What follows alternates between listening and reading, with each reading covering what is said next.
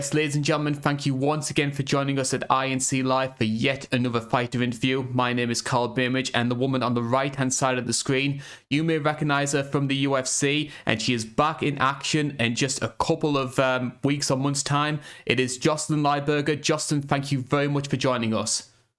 Hey, I appreciate it. Thank you for having me. Certainly so. I have to say as well, it's taken a few weeks for us to try and organise this interview, but we have finally managed to get it done. It's very dark over here in the UK. You certainly can't say that over in Arizona. The weather looks absolutely beautiful. Yep, beautiful it is. The weather's about 55 degrees, great training weather, of course, almost all year around. Absolutely love it here. But again, thank you for having me. And I know we were tossing back a few days and times, but I'm excited that we got it nailed down. So here we go.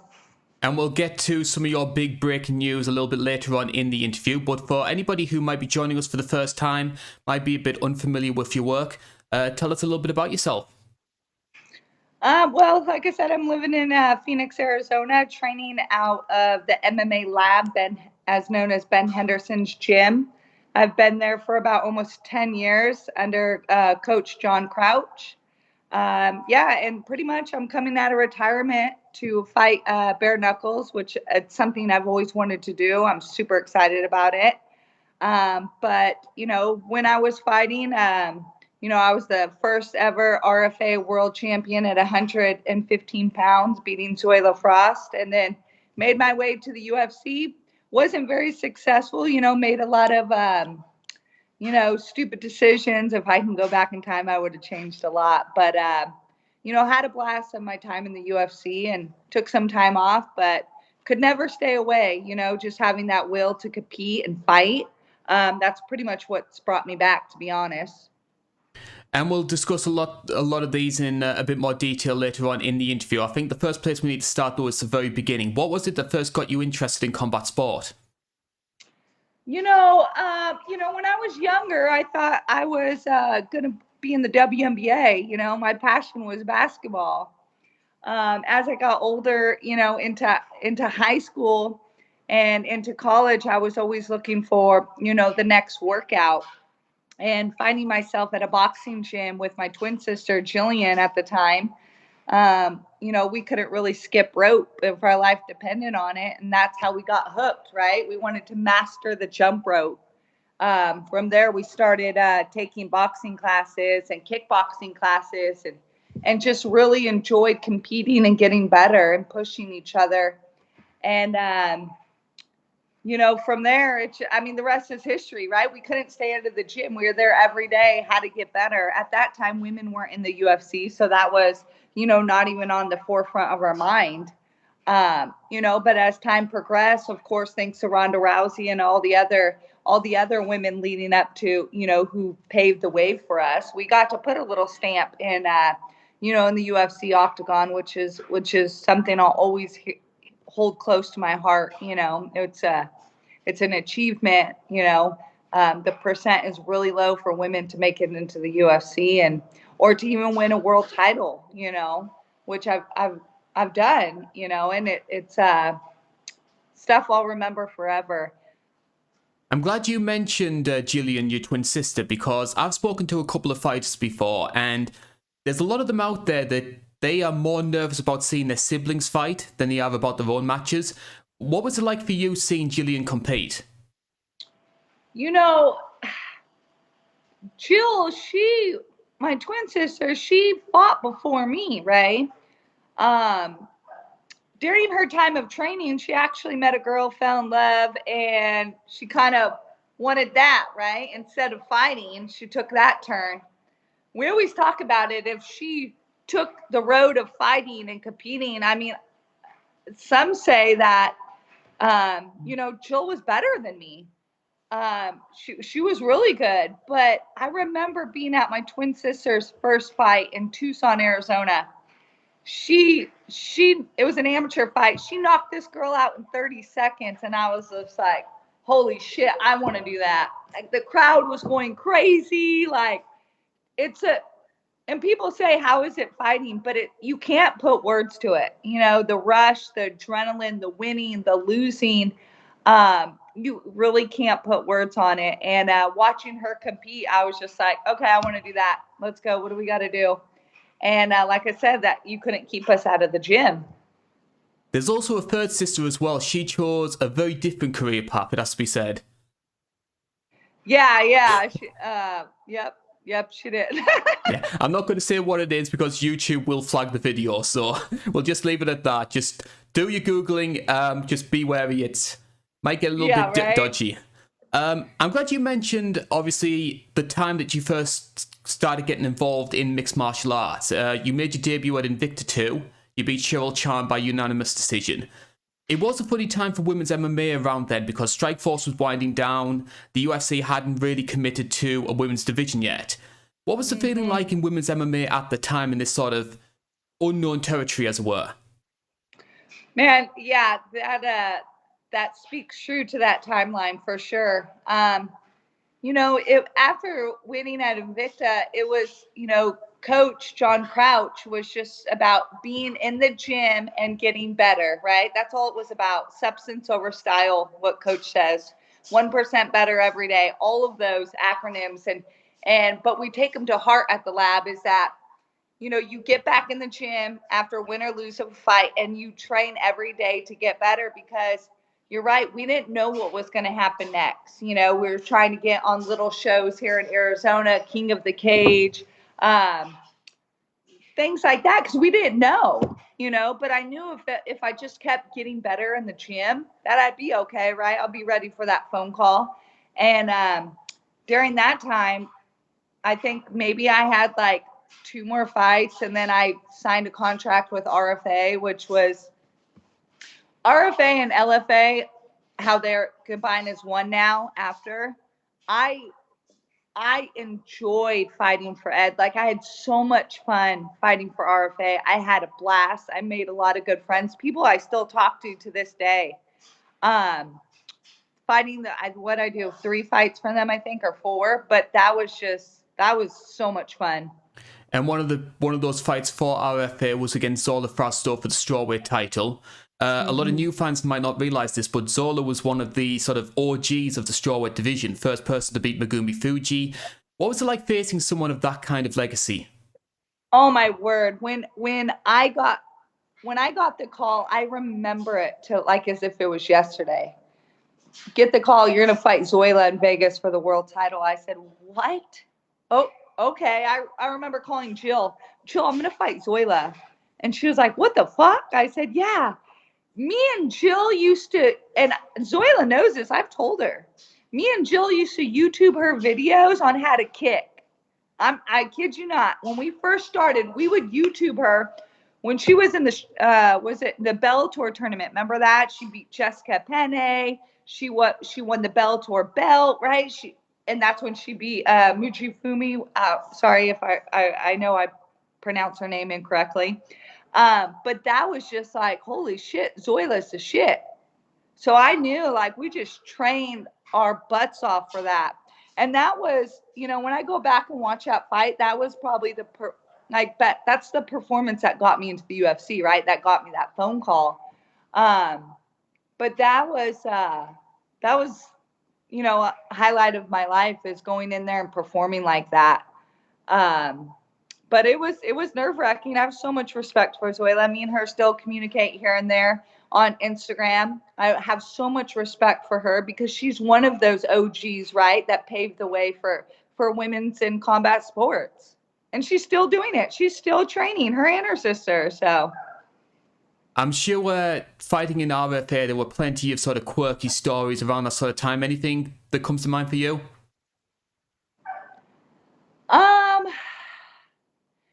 Nothing that really jumps. I enjoyed everybody. Nothing that really jumps out. I had a great time. Like, I really, really mean it. And I have a lot of teammates that are fighting for LFA right now. The last Phoenix guard, the MMA lab went 3-0. And again, Mark, the matchmaker, Ed, the whole team is just professional, respectful. They're there for you if you need something. I will always speak highly of them.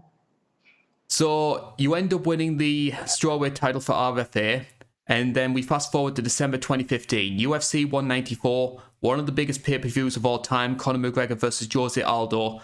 You get the call to say, we want you to fight Tecia Torres. Tell us how that came about. I got the call on a 12-day notice. First, Sean Shelby, he sent me a private message on Twitter. He said, what's your cell phone number? And that right then and there I knew, because the night before they announced that Hottie was hurt. And I was like, he, sent me a message, sent him my cell phone number. He called, and because me and Sean Shelby, we always talk on Twitter. I would always tell him, I'm ready. And he called me and said, are you ready? And I said, yeah. He's like, Tecia Torres. And I said, all right, let's do it. Because you can't say no, right? If you say no, the UFC is not going to call you again. When they call, you answer and you say yes, right? And they're like, all right, we'll give you a 4-fight deal, 12-day notice. At that time, I weighed 138 pounds. And I called Mike Dolce. Mike was living in Vegas at the time. Called Mike. I said, hey, we got the phone call. And he's like, all right, what's your weight? And I told him, he said, okay, I'll send over the new meal plan. Let's go. And made weight without a problem. I thought I put on a good performance being on a, 12-day notice. I hung in there with Tecia. I have so much respect for her. Me and her are friends. But that's a night I'll never forget, right? Because then you have Conor McGregor knocking out Jose Aldo. Like, I remember being in the locker room, and that happened, and it was mayhem at the MGM. And Coach looked at me and said, let's go. We got to get to our rooms. It honestly took us like an hour and a half to walk to our room at the MGM when we're in the MGM. Like, it was mayhem. And that, fighting at a sold out MGM arena, that's like a movie, right? That's like, I was on one of the biggest pay-per-view cards of history. That's something I'll never forget. So you end up fighting 3 times in the UFC over the next 14 months, and against 3 girls that they've all gone on to become big players in the strawweight division. So obviously it was Tecia Torres, Randa Marcos, and then Nina Nunes. It's interesting to look back at strawweight when you fought, because it was sort of kind of seen as the other women's weight class. Obviously bantamweight was the big deal at the time, Ronda Rousey, etc. Now the tables have turned, and strawweight is sort of like the marquee women's division. What do you think's caused the strawweight division to become as good and as popular as it is? Because a lot of those girls have just been, when you look at Nina, Randa Marcos, how many fights does Randa have in, like, over 15? Tecia up to, like, 18? Like, these girls have, they have made a living really doing this, 100%. And at that time, I thought I'd be one of those, like I said, I just made some bad decisions. Stupid decisions. But yeah, my teammate Courtney Casey, how many fights does she have in the UFC? Like 15 or 14 or something. It's crazy. And, after that Nina fight, because I wanted that Nina fight here in Phoenix. After that, my mind was in a different place. I still had one more fight on the contract, but I was like, I'm done. Like, my mind and my body, like, wasn't working as one together. But now, like, you look at the flyweight division. We didn't have the flyweight division when I was there. If we did, like, maybe I would have made the move there. Like, I feel more comfortable at that weight, maybe. Who knows? But yeah, when you look at 2015, it seems like forever ago, but the sport has changed so much in that time. You actually took the words out of my mouth there. I was going to ask you about your decision to retire. Was that a personal decision? Was it a physical decision? It was personal after the Phoenix fight. Just talking to my wife. Yeah, it was a personal decision. Mm-hmm. So you take a 3-year, 4-year break out of combat sports, and then it was announced a couple of months ago you've signed a deal with Bkfc. What was it that made you want to get the gloves back on again, or in this case, take them off? When bare knuckle started getting big, right, with Paige moving over, and I was just like, oh man, I want to do that. I want to do that, right? Chano, my wife, was like, no, no. And I'm like, I've been in a couple fist fights in high school, right? That takes me back to that time. I wasn't a bad kid or anything, but, it happened. But just that, like I said, that adrenaline and just competing at everything, right? Is just being a combat athlete. I think that's just something else to add to my resume. What would you say are the biggest differences between training for MMA and BKFC? What I'm seeing right now is wearing, boxing shoes or wrestling shoes the whole time. Your feet do feel a little bit different. Focus on my boxing stance, and then hands always being up because you can get cut really easily. And that's the thing. My strong point has always been boxing, so that's what I'm excited about, is to really just showcase, my hands. Obviously, BKFC has been in the news recently. They've signed Mike Perry. They've got a lot of bigger names coming into the promotion recently. What do you think's been the real appeal of BKFC? Why do you think it's attracting so many new fans and new fighters to the sport? Because of the names they're pulling in, right? The names they're pulling in, the matchups they're making. And if you watch the fights, one, it's easy access to watch them, right? And just the level of competition, like watching the fights last week. I mean, the girls on the card, they were throwing, and it's nonstop action, and people like that, especially fans of the sport, right? People like that nonstop action, and you can't turn away. And I mean, maybe you'll turn away if there's, a nasty cut or something, but it keeps you engaged the whole time. And they're quick rounds, 5 2-minute rounds, like it's nonstop. And I think the question that most people will be wanting to know is, when are we going to be seeing you in the BKFC arena? I will be making my debut January 29th in Jackson, Mississippi. So I'm super excited. Forgive me for my opponent's name. I totally forgot it, and that I'm not trying to be disrespectful or anything. So please don't you guys don't think that, okay? But I totally forgot her name right now. I'm so sorry. Trust me, I have done it. January 29th. I have done it plenty of times when it comes to these interviews. You are not the first person to do so. Getting back to mixed martial arts, though, obviously being a female fighter, we need to talk about the big women's MMA story of the past couple of days. Juliana Pena. How did she do that? I've trained with Juliana a few times. She's done a couple fight camps at the lab. She's been out with Misha Tate at the lab. And we've always said that if somebody was to beat Amanda, maybe it can be her. She is freakishly so strong, and she hits hard. Like I said, she's always going full speed in training. Like it's crazy. So much respect for her. The times I've had her over for dinner, she's always been so kind to my kids, to, my wife, to the whole family. And I'm happy for her. But I'm excited too at the same time for a rematch with them too. Because I mean, Amanda, she's a stud, right? She's a stud champion. And they're going to do the rematch, obviously, and that will be another really good fight.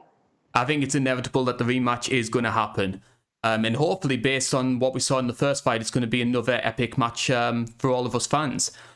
Exactly. Yep. Last question before we wrap this one up. Anybody who follows you on social media knows you are a big fan of the Chargers. How do you feel they're doing this season? Oh, for heavens, I'm so excited. And it's Thursday. Tonight is Thursday night football. Chargers versus Kansas City for first place. I'm a diehard Charger fan. We were just at the game this past weekend, and we had a really good time with our family. And born in San Diego, and diehard Charger fan.